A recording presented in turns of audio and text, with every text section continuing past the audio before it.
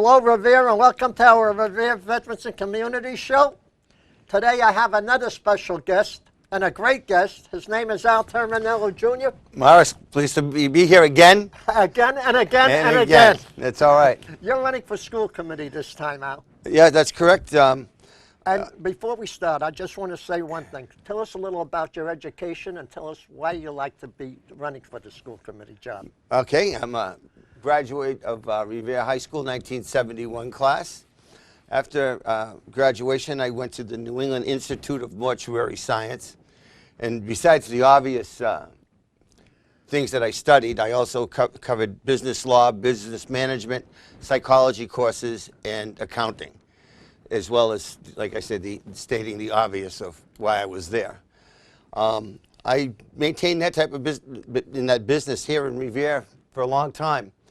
And then I took another turn, and I went to studied electronics. I got hired by Siemens Nixdorf Corporation. That's a German outfit. Yes, it is. Well, it started out being documentation, and they keep getting bought out back in the 80s. So it ended up being Siemens Nixdorf, who I ultimately ended up with as a senior electronics field engineer. I traveled around the country. I was probably number 5 in the country working on laser printers, optical readers at the time. If people remember what voting used to be was in an optical card reader. Right. Well, the Patriot missile ran on those, and I was the expert on that. So I was almost a rocket scientist, so to speak. But that was my thing for that company. Is I traveled. I had the Boston Stock Exchange, the New York Stock Exchange. I handled all the big accounts throughout the country, especially out here in the Northeast region. But it was a good life. It was never home, always on the road, but it was all right. I left that and came back to Revere. And as a photographer that I studied, I mean, I was a forensic investigative photographer in the middle of all this for Suffolk County Medical Examiner's Department. Eastman Kodak picked me as one of the top 25 forensic photographers in the country. That's terrific. You know, I enjoy that. Those are the things that I did. So I came back to Revere and started working as a newspaper photographer, and then we sort of branched off, and my partners and I, we formed the independent newspaper group, which is now the Revere Journal. So I was on the founding fathers of the newspaper group that's there now. I left there, and I'm working for the Advocate now on a part-time basis, but I also work for the Department of Public Safety for the state of Massachusetts. And I work with people with multiple disabilities across the state. So I've got a pretty wide berth of what I've done, what I've been trained to do, and what I enjoy doing. Right, and for the newcomers that have come into the city of Revere, Alan, they might not know you because we do have a lot of new people that come on in. You also do a lot of work for the veterans. You do. You're a real veteran of the community. You may not be a military veteran, but you are certainly a community veteran. Well, in regards to that, I'm very proud of my work with the veterans. And so am I. Not just in Revere. I've been recognized, again, because I never do anything halfway. And anybody that knows me knows that when I do something, I do it with my heart. I do it with all the facts in front of me. And I do it for the best of the community, nothing for myself. I don't ask for anything. I do it because I want to. But it's paid off. I have a grandson who's a corpsman in the U.S. Navy. He's the apple of my eye. I love the kid. Grandson? Yeah. So I love all my grandkids, but to have it's paid off for me. All the work that I've done for the veterans from my heart, that there's somebody who's part of me now that's actually wearing the uniform for the United States of America. And I have to say this, you are a co-founder of the Revere Veterans Committee, but you're also with the Veterans Scholarship Fund. That's correct. Myself and Ira Novoselsky, after Revere not having any type of Veterans Day ceremonies for over 10, 12 years, we got together. We said, why don't we throw a macaroni supper for $5 or something like that? And we had like 50 people show up. The next year we had 250. And it's grown into be my favorite dinner because we have Chinese food. So, and anybody that knows me knows I eat Chinese food 4 days a week, at least. Is that where you learn to speak Chinese? Yeah. Can't say, I can't even say the menu in Chinese. Okay. But, you know, I'm very proud of the Revere Veterans Committee. We work very When hard. do you have that dinner, by the way? Around when? It's on Veterans Day. This year it's the Sunday before Veterans Day, which I believe it falls like 4 or 5 days after November 3rd, which is Election Day. That's right. So there's that. But then shortly after we started that, we took it another step and we founded the Revere Veterans Scholarship Fund. How does that work out? Well, we offer a $250 scholarship to a student who had a parent who has a parent in the military. Who has one, or Yeah, who has or had one. Oh, Or it's up. The school picks them. We don't. We just say, Oh, here's the money. Oh, And that's true with everything. But we have certain criteria that we wanted to meet, or at the very least that they're going into the military themselves. It's a cash scholarship. It's not like, you know, you have to go to so many classes to get. It's a 250. We found out that most of these kids that get it are going into the military. That's where it goes. So it's nice that they come out of school with a couple $100 in their pocket. They want to buy an iPad or an iPod or something, or, you know, something for themselves to take away, or new sneakers, whatever it happens to be. They have a few dollars. I'm hoping to double that scholarship. To raise it to 500? Yeah, or give two 50s, something in the near future. I know I worked, and Ira and I, we were there every Sunday. We give up our Sundays nights from 4 o'clock in the afternoon to 8 o'clock at night at the American Legion building, and we barbecue hot dogs, hamburgers, and sausages. And the few dollars, believe me, we don't make a lot of money. If we're making $25 a night to stand there for 4 hours a night, You're doing good. we're doing good. We had a couple of donations this year by some generous Marines.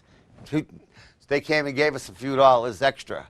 So again, we do a lot of work for having people reach in their Right, pockets. but this is during the cancer season. What happens after the cancer season? I've been doing this for my whole life. I mean, I don't. It's not because I'm running for office. I know that. I'm never on that side of the camera. I'm always on the other side. So nobody gets to see me a lot. I like to come in on this show to talk about the community.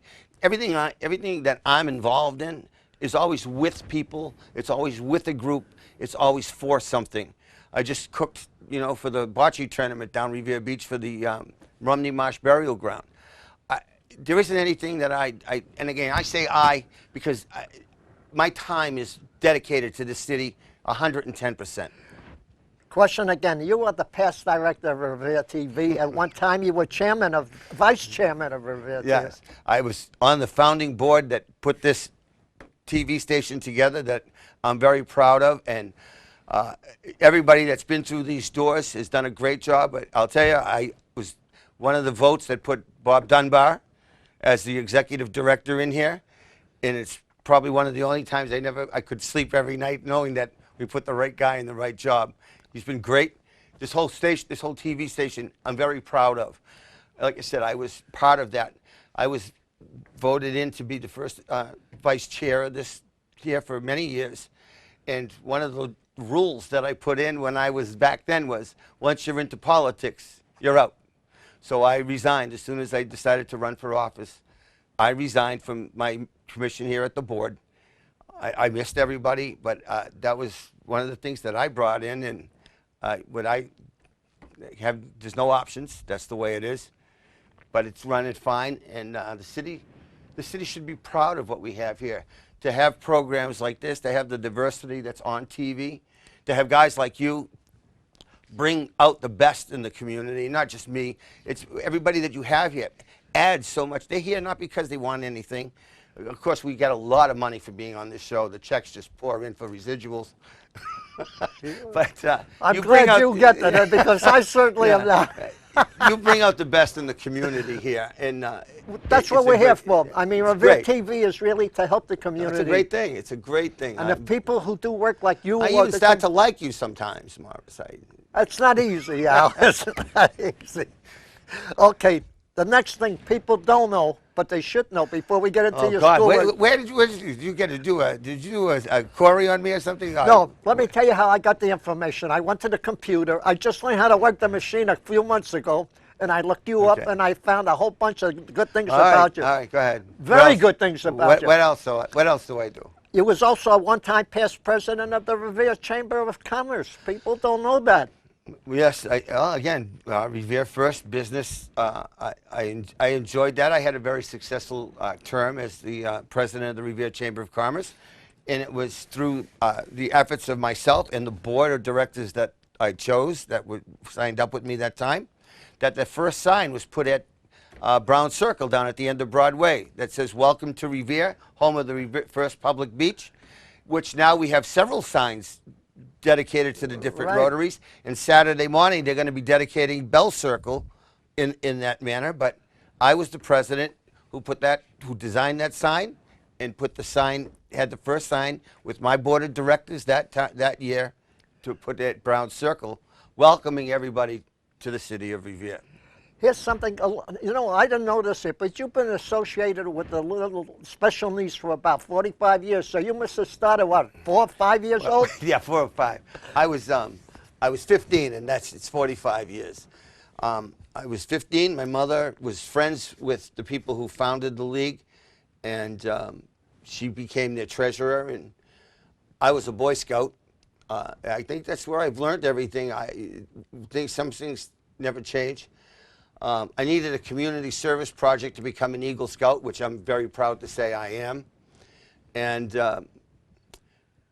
I worked with the Revere League for Special Needs. I worked with the kids on certain projects and helped out when they had parties and stuff, and dedicated my time. And I figured, you do that, get the card signed, and walk out the door.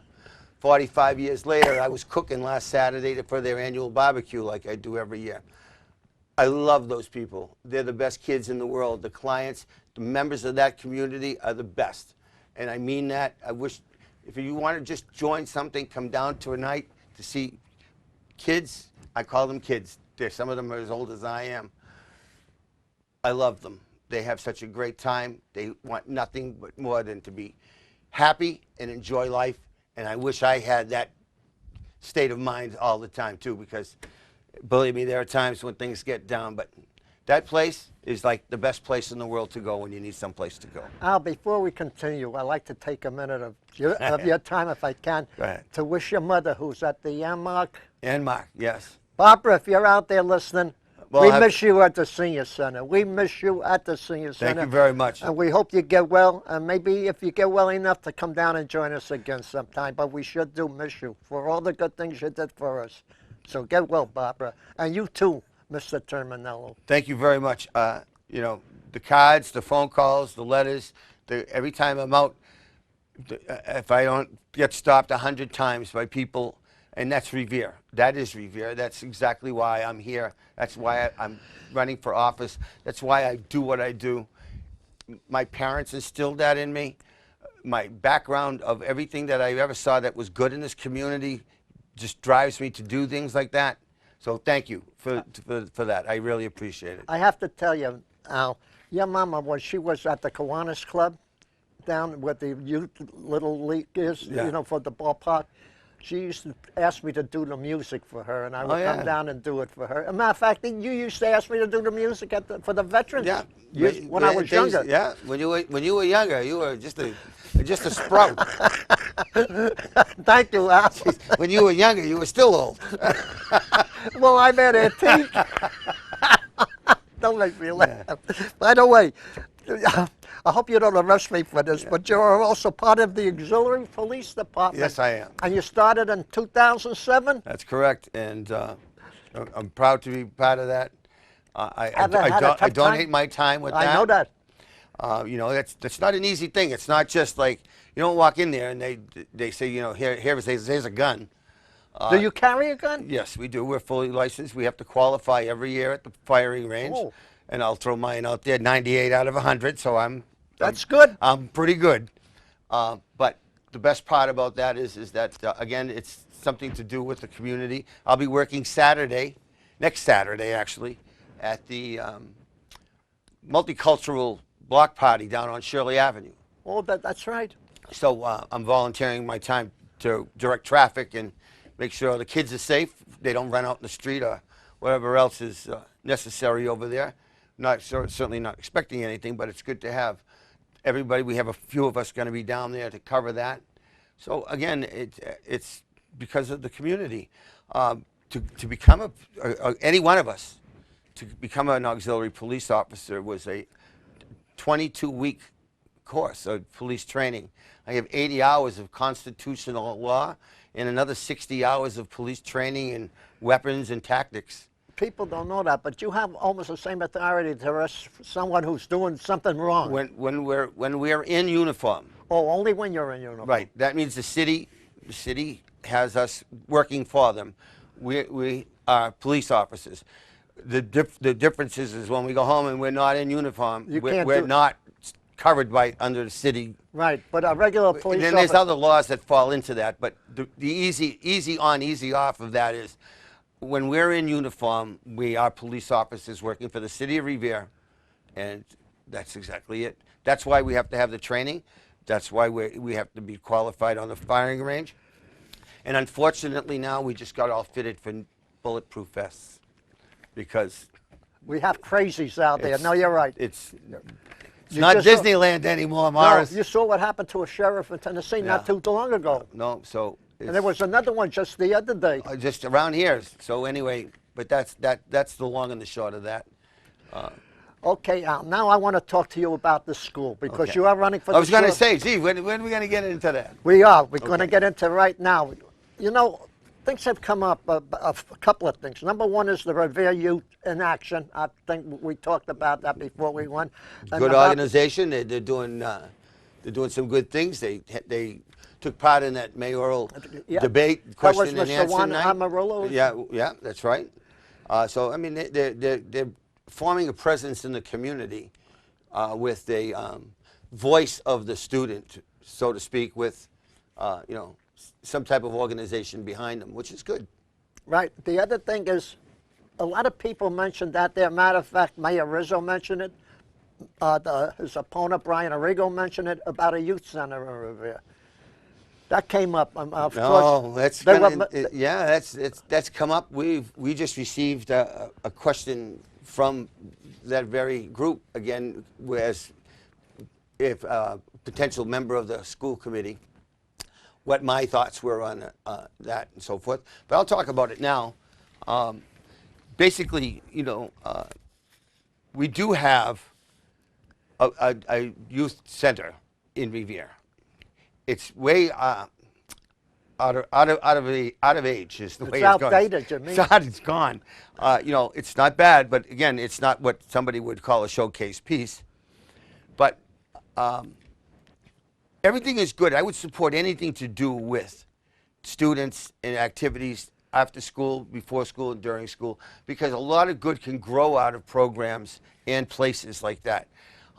You can have which they do now. They have some of the Revere High students teaching seniors how to use iPads. And right, we had a couple of good boys come up there. So good programs grow out of all these things, and you could kind of subdivide it. The problem that I see about building a brand new youth center is, I would say, and again, I am not a contractor, and let's just millions of dollars anyway. Let's just talk $5 million, okay? Right, even $1 million, let's say. But anyway, by the time you're done, you would take a piece of land that would probably be commercially developed, which would help the taxpayers in the city with more commercial land, which is I'm for 100%. We've had enough of this stuff here, but again, that's another story. But right now, you would take a piece of commercial land, and you'd eat that because now that's on you. No tax money coming in, and you got to maintain the land. Right. So you built the building, now you got to maintain it. So you're eating all that money. Plus the sewage, the electricity, all of that. That's all on the city. Well, there has to be a point where the taxpayer in the city, regardless of what the intentions of helping the students are, has to stop. And that's not an easy decision, and it's not a really great thing to say, but it's the God's honest truth. You have to keep the taxpayer in mind. There are a lot of senior citizens in Revere. We have a very large community of seniors that are dear in my heart, that are barely paying their taxes. And when they hear new schools, all they think about is higher taxes. Or new buildings. But schools, because they don't have a dog in that race. They're, you know, when their parents are there and they get kids, and they don't mind. They're going to have some of our seniors that's tough. So again, you're getting back to that. Any program at all, and any funding for a program such as that, should come out of the educational side of the taxes, not on the city side. I believe that should more come out of the educational for whatever can be afforded. But again, with the proper sit down, with the proper people sitting there discussing, having open discussions on what's available, there are so many options that the city can do to help the youth, because you keep them busy, you keep them, everybody happy, and you show them a healthy environment. It keeps. What would you pay to keep one kid off of drugs? What would you pay? If you have anybody, Priceless, really. Priceless. But the reality of it is, we do have to. There are budgets. Al, I want you to correct me if I'm wrong on this, because I might have read it wrong on the computer. The taxes that goes into the cities and towns, excuse me, like the city of Revere, 50% of it, if I'm wrong, correct my... No, it's 50%. That's the goes, state law. It's goes state to law. the schools? It's state law. It goes right to the schools. And they can do with it whatever they want? Well, yes, under the guise of education. Yeah. That's, But so that's what I'm saying. So there's that. But now you don't need to build buildings to have youth centers, because the inbred problem with the youth center is that the younger kids get overwhelmed, for the lack of another word, by the older kids, and they kind of rule the roost. that's right. So one building, one time, one this, gets to be kind of crowded. We have brand new schools. We could open the doors to and say, use this school for this group of age group, so that they're playing and learning with their peers in a comfortable and safe environment. Key word being safe. Right, so you don't have the 7-year-olds playing with the 18-year-olds. Right, you don't look for trouble. Then, again, you separate the middle school kids and then the high school kids. We can do that. That's not a big budget issue. That's something that needs to be worked out and can be worked out. The long-term, big picture, I don't have a crystal ball here. 3 years from now, we're looking at a new high school. Right, they're talking about it all the time now. Well, so let's call it 3 years. Might be 2, might be 5, but let's call it 3. Okay. Allocate a room built in that new school for a youth environment, computer room, educational room that they can learn from, monitors and so forth with that. You don't need to have a rec center. You're going to have a gym in a brand new high school. You don't need a swimming pool. You're going to have, hopefully they build a new high school with a swimming pool in it. You're going to have all these available, gymnastics, whatever the ultimate in libraries that you're going to have in a new high school, or you should. You have iPads, which the city gives every student an iPad. They give it to them or they loan it to them? Well, it's loaned, but again, they still get it for the year. All their assignments are done on iPads. It's endless. Believe me when I tell you, the possibilities of putting this program together are endless.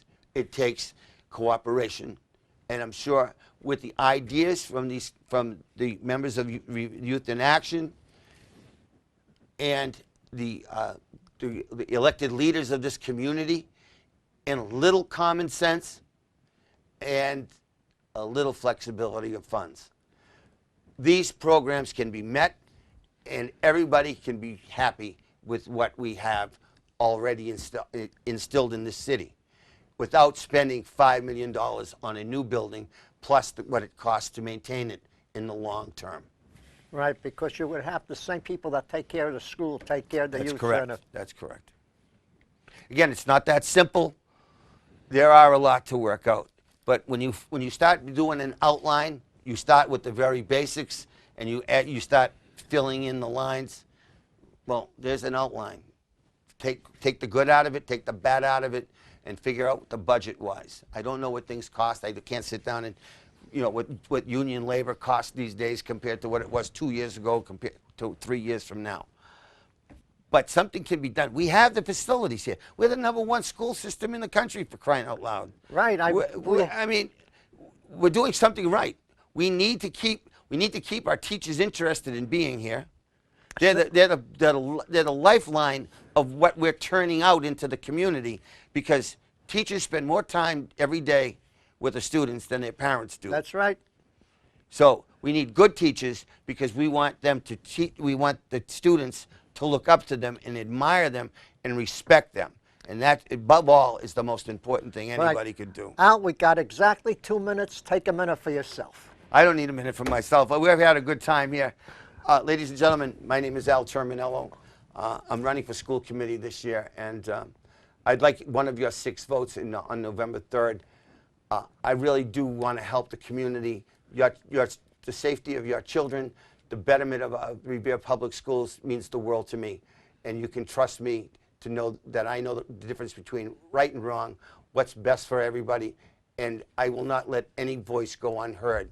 I will stand for the senior citizens as well as the first graders in the kindergartens in the school. I will represent you with pride and dignity. So I ask for one of your votes in November. Thank you very much for tonight. Morris, thank you for your time tonight. Right. As always, it's a pleasure. On behalf of the Senior Center, I want to thank you for coming down there for us. On behalf of the veterans, I want to thank you for helping us. On behalf of the young folks, I want to thank you for helping them. I enjoy it. It's what I do. May God bless you and take care of you, and I hope you have a successful, if you're elected to the school committee. We'd love to see you there. Thank you very much. Thank you. And God bless our troops. God bless the people of Revere, and especially our great country, the United States of America. And thank you all for listening. Until the next time. Good night, everybody. I hope we have another great guest like Mr. Al Terminello, Jr. Thank you.